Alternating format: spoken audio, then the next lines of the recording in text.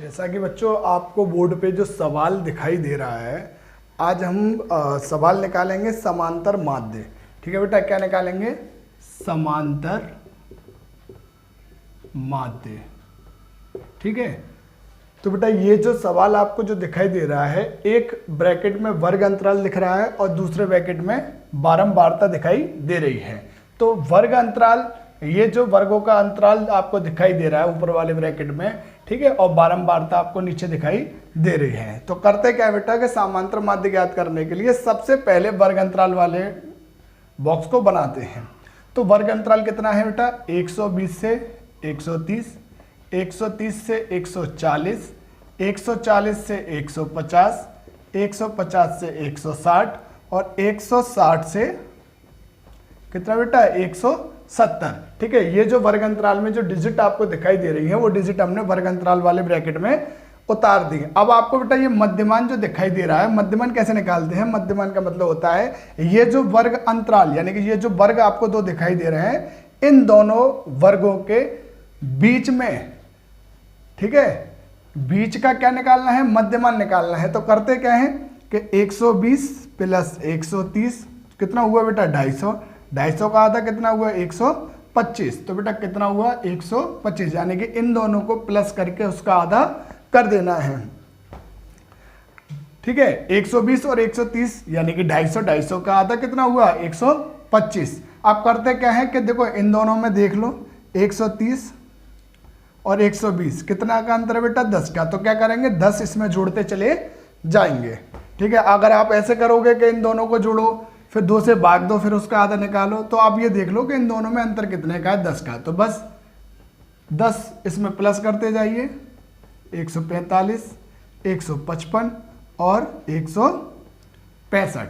अब बेटा बारंबारता वाला जो ब्रैकेट दिया हुआ है, बारंबारता में जो डिजिट आपको दिखाई दे रही है, उन डिजिटों को हम क्या करेंगे? उतार देंगे। 2, 8, 12, 20 और 8। ठीक है बेटा, आया समझ में? अब करते क्या है बेटा? समांतर माध्य में डी निकालते हैं। ठीक है, अब डी निकालेंगे तो डी कैसे निकालेंगे? डी का मतलब होता है विचलन। अब विचलन कैसे निकालेंगे कि हम इस वाली संख्या में जो मध्यमान हमने निकाला है, इन मध्यमानों में हम कोई भी एक संख्या को ए मान लेते हैं। क्या मान लेते बेटा? ए। अब जैसे कि हमने 145 को ए मान लिया, तो अब करते क्या है कि डी निकालने के लिए हमें एक्स में से क्या करना पड़ेगा? ए माइनस करना पड़ेगा। तो एक्स की डिजिट ये दिखाई दे रही हैं और हमने इसमें से एक संख्या को ए मान लिया है। तो करेंगे क्या कि 125 में से 145 गए तो कितना बचा बेटा? 20 माइनस का, क्योंकि 145 में से नहीं घटा रहे हैं। जब हम कम में से ज्यादा घटाते हैं तो हमेशा आंसर किसका आता है बेटा? माइनस का, क्योंकि 135 कम है और 145 ज्यादा है। अब ऐसे ही इसमें से 145 हमने घटाया तो बेटा कितना आया? माइनस का 10। 145 में से 145 घटाया तो बेटा कितना आया? 0। 155 में से अब 145, अब ये संख्या ज्यादा हो गई। ठीक है, अब ज्यादा में से कम घटाते हैं तो आंसर प्लस का आता है। तो 145 में से, वो 155 में से 145 गए तो बेटा कितना बचा? 10 प्लस का। और 165 में से 145 गए तो बेटा कितना बचा? 20 कितने का? प्लस का। अब आपको ये ब्रैकेट में आपको दिखाई दे रहा है एफ और डी का क्या करना है? गुणा करना है। तो एफ क्या है बेटा? ये बारंबारता ये जो होती है, ये क्या होता है? एफ होता है। अब करना क्या है कि डी आपके सामने ये रही, एफ आपके सामने ये रही, करना क्या है? बीच में गुणा का निशान। तो बस करते जाओ गुणा। 2 दूनी 4 तो माइनस का 40। 8 का अगर 10 में गुणा करेंगे तो 80। 12 का पाड़ा 0 में पढ़ेंगे तो 0। 20 का पाड़ा 10 बार पढ़ेंगे तो 200 और 8 का पाड़ा 2 बार पढ़ेंगे तो 160। अब बेटा करना क्या है कि माइनस का कितना आया? 120 और प्लस का कितना आया है? 360। तो ज्यादा कौन सा है? प्लस का। अब प्लस का ज्यादा है तो हम करेंगे क्या? 360 में से हमें 120 माइनस कर देंगे। तो यहां पे लिखेंगे सिग्मा एफ डी।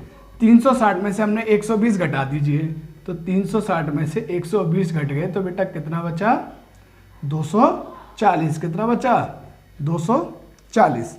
अब सिग्मा एफ को भी जोड़ लेंगे, तो 2 और 8 10, 10 और 12 22, 22 और 20 42, 42 और 8 बेटा 50।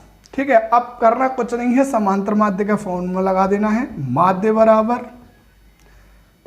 ए प्लस सिग्मा एफ डी बटे सिग्मा एफ। ए हमने कितना माना था बेटा 145, तो हमने यहाँ पर क्या लिखा 145 लिख दिया। सिग्मा एफ डी कितना आया था 240 बटे सिग्मा एफ कितना आया था बेटा 50। तो सबसे पहले करते क्या है, हम 50 का 240 में भाग दे देते हैं, तो 0 से 0 कटा। अब 5 का भाग देना है हमें, तो ये 145 तो जितना है वही रहेगा। अब 5 का भाग हमें क्या करना है 24 में देना है, तो आप ऐसे कर लीजिए 5 चौक 20, 4 बचा, या पॉइंट लगाया या 0, 5 अट्टे 40। तो बेटा कितनी बार कटाइए 4.8 बार। तो हमें करना क्या है 4.8, इसको प्लस कर देंगे कि पॉइंट से इधर वाली संख्या को संख्या में प्लस कर देंगे, तो 149.8 आंसर आया बेटा समझ में। बहुत सिंपल सवाल है, बस आप कैलकुलेशनों का ध्यान रखना, ठीक है।